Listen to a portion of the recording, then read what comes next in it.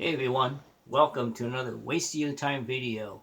Well, this isn't really another waste of your time video. This is actually another camping slideshow on a recent trip that we took on Memorial Day weekend 2021.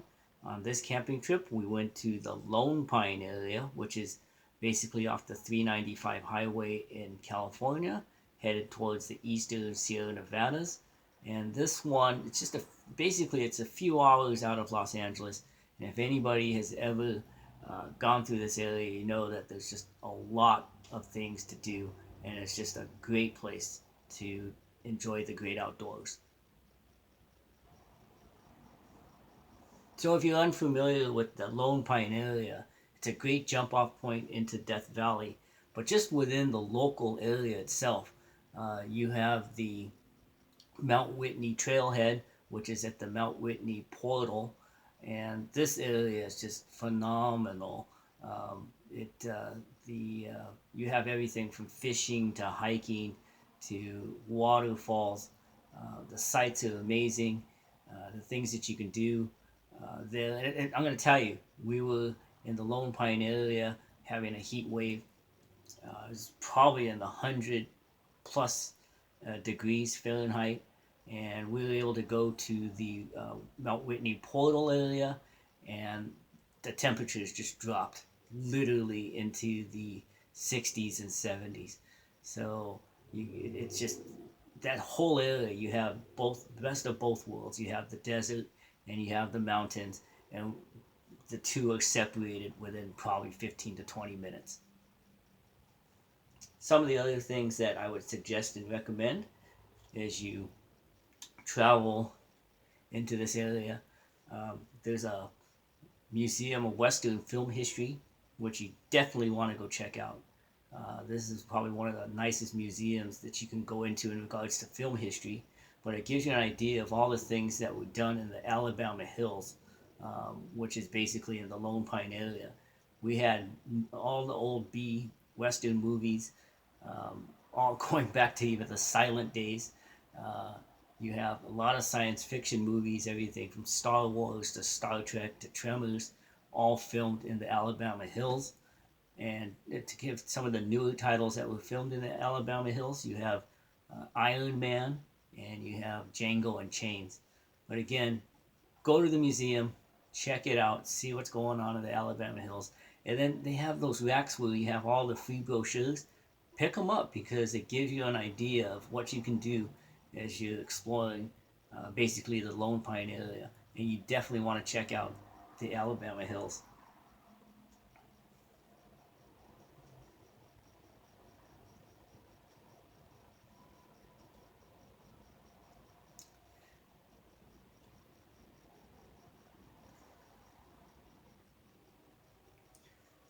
For a camping stay in the Lone Pine area, we decided to try out Tuttle Creek campgrounds.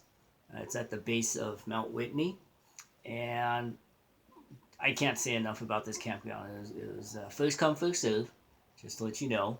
So get there early if you want to get the good spots, especially if you're going on a busy weekend or a busy holiday weekend. The sites are pretty well spaced out. Vaulted toilets, did want to throw that out there. And the price you can't beat. We went there and it was $8 a night. So you can't beat the $8 a night price tag when you're camping outdoors. It is BLM land, well maintained, and very good separation between the sites. And some of the sites are actually pretty spacious, and you're going to see in a little while on our slides just how spacious these sites can be. But again, it's kind of a desert arid climate we were at. No shade at all, as you can see, no tall trees to provide any kind of shade or cover whatsoever. There is non-potable water or potable water down by the dump station, and there was one spigot that was open for drinking water as well. They do provide a fire pit and a bench, which is also comes in very handy as you're setting up your campgrounds. Some of the things, the big pluses, you see that greenery along your campsite. and a little hole, and it gets kind of bigger, but you can't imagine what's behind that. That's actually Tuttle Creek. The creek runs throughout the campsites, and if you're fortunate enough to get a good campsite, you actually have the creek right next to you. And to give you an idea of what the creek looks like, we'll go backwards on the slide. And one of the most crazy thing is there's actually fish in there.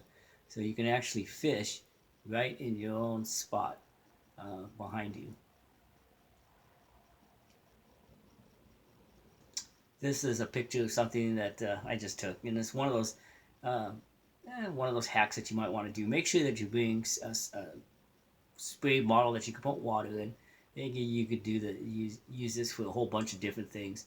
As far as not only just spraying yourself with water to kind of hydrate yourself, because it is desert weather and climate, and it does get pretty hot. But we also found, because you have to kind of bring in your own water, and have plenty of water on hand. To conserve water, we are actually using the spray bottle to do things like wash our hands, wash our face. But we also used it to help wash our dishes and our cooking utensils and things like that. And it came in really handy as far as to conserve on water. If you notice, the ground is very, very hard, and you can't just drive regular spikes into it. So we came up with a way of actually getting tie downs into the ground.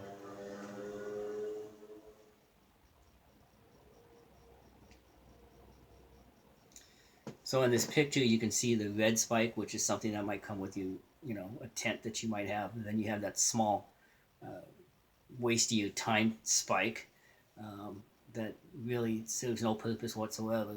But then you see what we were using, which is basically leg screws with a washer.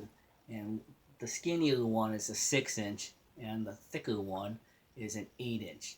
Both of them came in very, very handy as far as setting up our campground in basically, it was like putting up circus tents.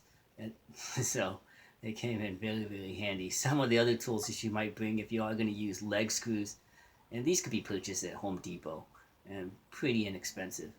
Have a hammer handy, and have a ratchet handy, and have an open end wrench handy to put them into the ground. And you kind of get the idea. You kind of tap it with the hammer, get it started, and start ratcheting it down until you get all the way to the end. But this is the only way you're going to get any kind of spike into the ground, because it's basically just hard gravel, and not even gravel, it's hard dirt, and with rocks inside.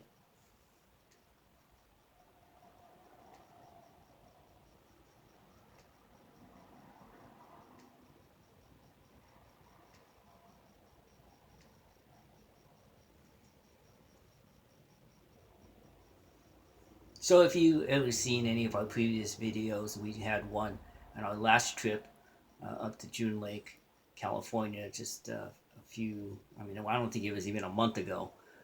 But that's Joe and James and their dog Mason's purpose-built SUV. Well, no, it's an SUV. It's a minivan, stealth van life camper, and they use this thing to go a whole bunch of different places on a whole bunch of different adventures. This one is, like I said, purpose-built.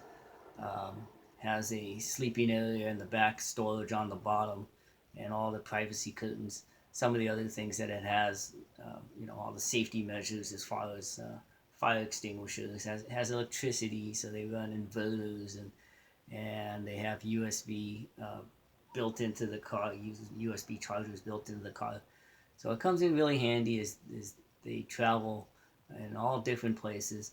The great thing about SUV camping or minivan camping is that you don't have to set up anything. Basically, everything is self-contained. Weather is not an issue. It can get 100 degrees outside, and basically all they did was roll up the window, fire up the engine, and run the air conditioner. with a recommendation as if you are going to be at idle with the AC on, pop your hood open. It just helps the engine stay a little cooler at idle. Also, if you're inside inclement weather, obviously it's going to protect you from the rain.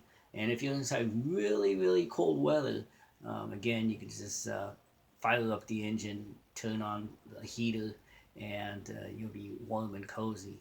So again, a lot of pluses to van and SUV camping. The only downside, obviously, is size, because you can get a little claustrophobic inside such a tiny space. But if you plan things out and have things situated in the way that they should be, um, it's very, very doable, very, very livable.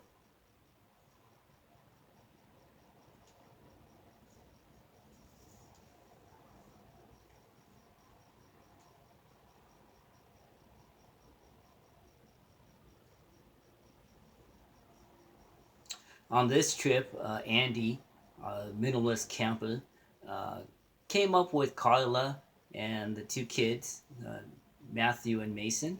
And this is crazy. I mean, minimalist is camping is bringing as little gear as possible, but planning ahead, making sure you have the correct gear. They 4 people came in, came to Lone Pine, to Tuttle Creek campgrounds inside this mini, and well, I mean, again, if you have the right equipment, outdoor adventure is going to be so much better. But 4 people with the camping gear all stored up inside that container on top of the roof rack. But they don't need much. Um, what they brought again was a couple of tents. Mason and Matthew stayed inside the one to the left, which is the black one, which is actually an ice fishing hut, and we discussed it inside one of our other videos. The pluses and minuses of ice fishing hut. That thing, literally, because of the origami design, pops open in 30 seconds, and it also collapses down in 30 seconds. The tent to the right, which actually belongs to Carla, um, she didn't come on the last trip, and Andy was telling her how well the ice fishing hut did. Super insulated, protects you from the wind, protects you from the cold. And she did not believe when Andy was telling her, "Oh yeah, this thing pops open in 30 seconds." She says, "I can pop this thing open faster than you can even put the first pole onto your other tent." And I think when she saw the capabilities of an ice fishing hut for camping, I think she was sold on it, because it was the truth. They're kind of racing, and that first pole on the tent to the right, by that time, the ice fishing hut was already up, less than 30 seconds.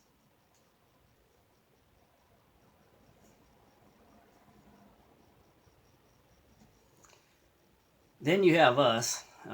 We are glamour campers, and we've been glamour camping for a while. The tent that we used in years previous was always our 10 by 20 3-room cabin tent.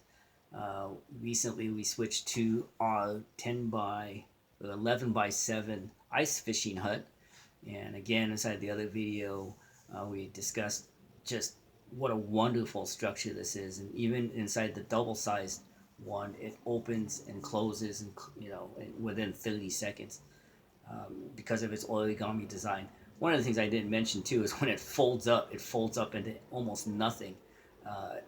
The black one that you saw before folds up into literally the size of a beach chair. It looks like a beach chair that you carry when it's all folded up. This one looks basically like a long beach chair, but it really folds up into a very compact package that's very, very easy to transport. But and again, the setup time and the knockdown time, we're talking about 30 seconds. You can't beat that. As you can see, as glamour campers, we like our creatures' comforts. I'm just looking at the slide right now and realizing, yeah, maybe we should really think about shrinking our footprint. Because if you can see that inside this video, we literally have just under 400 square feet of tent space. And there's only two of us. That's what makes this thing just super ridiculous.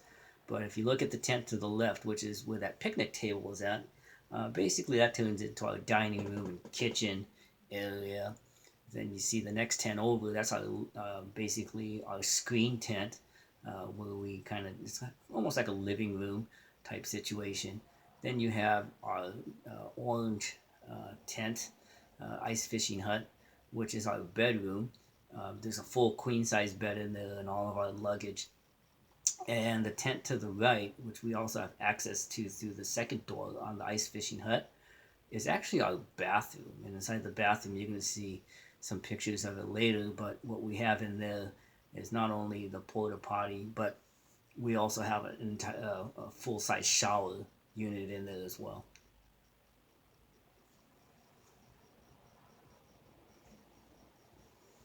So this is the inside of our sleeping quarters in our ice fishing hut.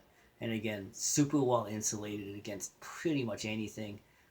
We were in, you could be in the highest gusty winds and you don't feel anything, don't any kind of wind whatsoever inside this thing. Again, it's built for inclement weather, super warm. If temperatures would drop into the 30s, we can heat this up pretty well and pretty quickly and live very comfortably. Some of the things that we've done as far as upgrades since our last trip, we did put in the screen, so we do have some screen windows on there. Really doesn't help during the day. I'm going to tell you, that's the negative side of this thing. This thing turns into a sauna during the day, even with all the windows open and the doors open. But that's a queen size bed in there, and very, very spacious and roomy. Plenty of space for luggage. We're able to put on some, racks to store our clothes. We did bring the Mr. Buddy heater unit. There's the screen windows. Pictures outside. The heater comes in really handy. It is hot during the day, so you don't use it during the day. Even in the evening, it was okay temperatures. I think the most it dropped down into the 60s, but we did find that we had to turn it on in the early morning hours. And we would literally turn it on for like 15, 20 minutes, 30 minutes, just to get things heated up, and then everything stayed nice and warm after that. So we didn't use too much propane on this trip in regards to using the propane heater inside. One of the other upgrades that we had this time was we kind of put some LED lights up there, and that's actually magnetic lights, LEDs, and it's really cool because I don't know if when you look at these tents, any kind of tents, whenever you see a metal screw, that's basically an access point or a point to use for magnets, and so utilize those as much as you can.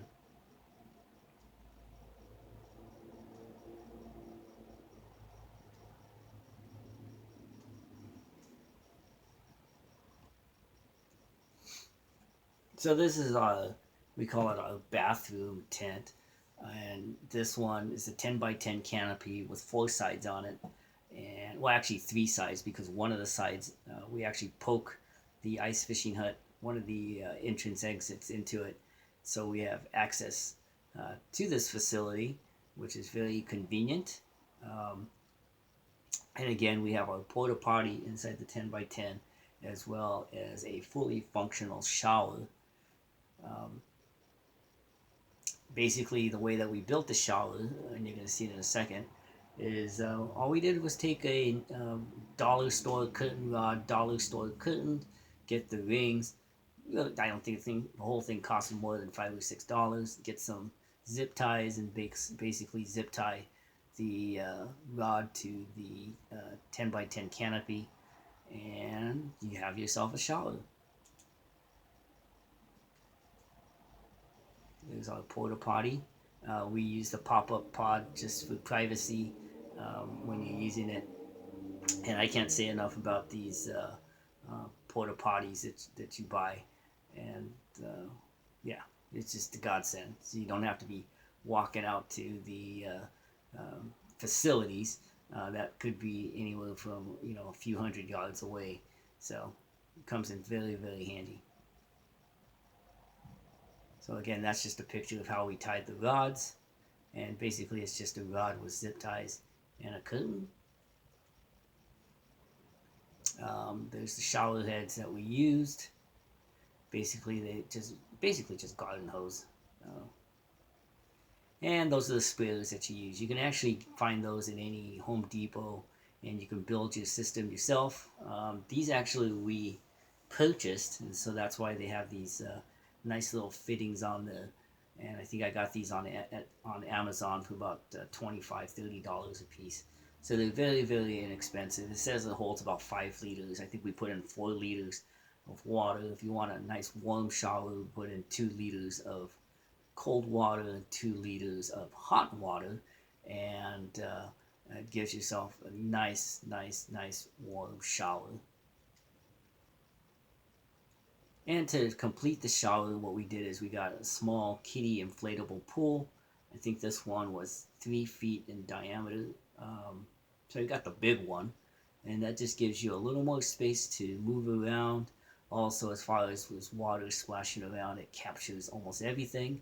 The nice thing about using an inflatable is not only for storage and for packing, but when it comes time to drain it, it comes in really handy too, because you can actually, and what we were doing was we were kind of pulling it up, pulling the water onto one side, using a bucket and a cup, and putting basically the gray water into the bucket. And at one point, when you get enough water out, you can actually just pick up the whole pool and just pour it into the bucket, and it kind of bends and siphons through. So it's really comes in really handy that it is an inflatable pool that we're using instead of a hard tub or a hard plastic.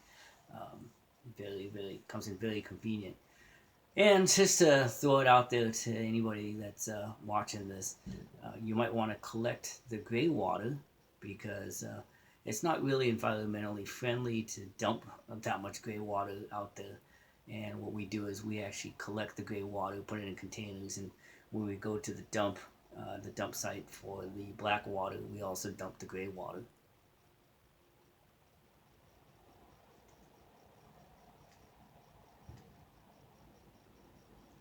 So that's basically the setup, what we use for our shower, with the privacy curtain and so forth. Comes in really handy, especially if you're like us, who likes to take a shower at least once a day. I mean, it was 100 degrees out there. We wanted to take a shower twice a day. We could have just lived in the shower this weekend.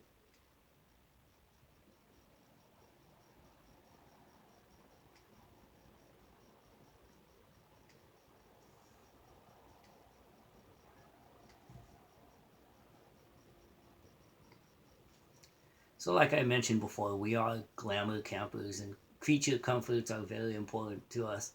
And that is a actual rice cooker connected to an 800-watt inverter. Again, we got to have our creature comforts when you're glamour camping, and you're going to have those kind of things. If you want to have those kind of things, you're going to have to be prepared. So an 800-watt inverter pretty much covers all bases of anything that you might bring out there, including a rice cooker.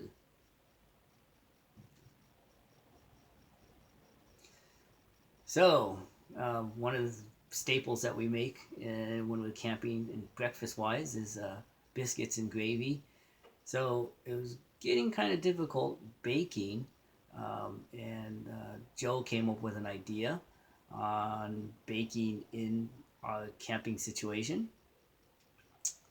And what she purchased was a Coleman oven that fits on top of your Coleman stove, which came in very handy. Not only did we have garlic bread one night, but we also was able to make the biscuits for the next morning. So if anybody wants to do any kind of baking while you're out camping, I would highly recommend looking for one of these Coleman ovens. They work really well. The only thing that was kind of hard to control was the temperature and things burning, because you are using an open flame on the bottom. But once you manage that, you'll get an idea of heat and so forth, and shutting off the heat and watching the temperature gauge, you can actually successfully cook or bake almost anything.